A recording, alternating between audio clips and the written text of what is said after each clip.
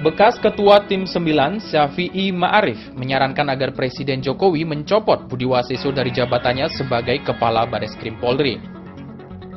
Ia menilai Budi Waseso adalah orang yang paling bertanggung jawab atas kisruh dua institusi KPK dan Polri.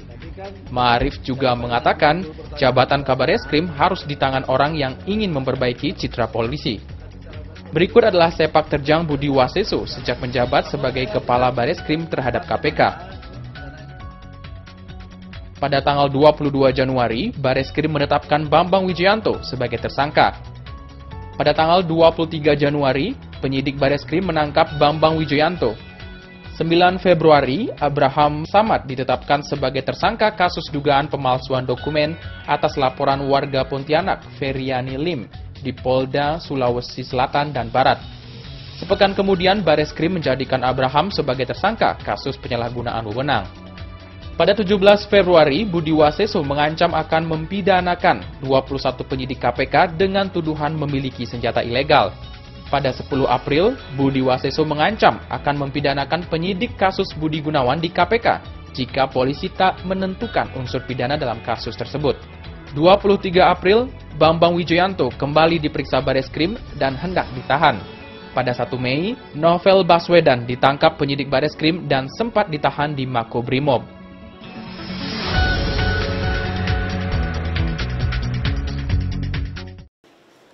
Penangkapan Wakil Ketua KPK Bambang Wijoyanto oleh Bareskrim Polri memunculkan pertanyaan di masyarakat. Banyak yang menyebut ini adalah bagian politisasi terhadap lembaga anti rasuah itu. Namun, ditemui di Istana Merdeka Bogor, Wakapolri Komjen Badrodin Haiti menampik tudingan itu. Ini adalah proses hukum secara sepenuhnya proses hukum, bukan politisasi. Polri tidak mengenal politisasi. Penangkapan dan penetapan sebagai tersangka Bambang Wijoyanto sendiri disinyalir bagian dari aksi balas dendam terhadap penetapan calon Kapolri Komjen Budi Gunawan sebagai tersangka oleh KPK. Seperti diketahui sebelumnya, Wakil Ketua KPK Bambang Wijoyanto ditangkap oleh Bareskrim Mabes Polri Jumat pagi 23 Januari 2015, sekitar pukul 7:30. Bambang disangkakan melanggar pasal 242 KUHP berkaitan dengan sengketa pilkada yang digugat melalui MK. Ya, pemirsa. Ada satu lagi. Nah, ini Ibu Menko yang sudah hadir di sini, begitu, politisi di PDIP juga yang sekarang berusaha untuk menyalurkan tenaganya begitu ya ke hal yang lebih spesifik begitu, Bu Puan. Paling tidak pertanyaan yang tadi saya tanyakan juga ke Pak Sofyan dan Mas Anies begitu dan Pak Tejo juga, apa yang menjadi prioritas kemudian 100 hari pertama program dari Ibu Puan sendiri? Untuk saya dalam menjalankan atau mengemban amanah ini, saya tidak melihat bahwa suatu program itu harus kemudian ditentukan limitnya harus 100 hari atau berapa hari atau berapa tahun.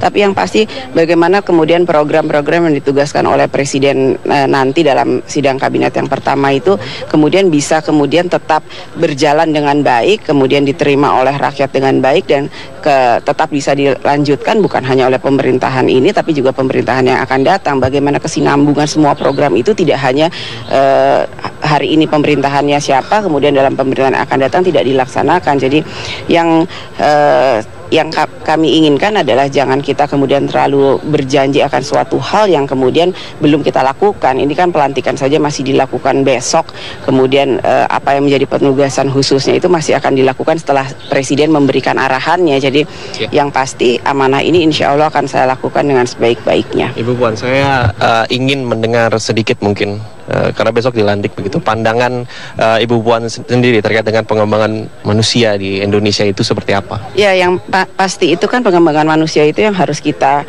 lakukan adalah SDM-nya. SDM-nya itu kan tentu saja bagaimana kemudian semua rakyat Indonesia ini dari SD sampai kemudian SMA bisa belajar sesuai dengan kualitas yang cukup merata dari Indonesia Timur sampai Indonesia yang ke bagian Barat. Itu kan sekarang satu hal yang cukup berat yang harus kita perjuangkan, bahwa kemudian belum seluruh rakyat Indonesia bisa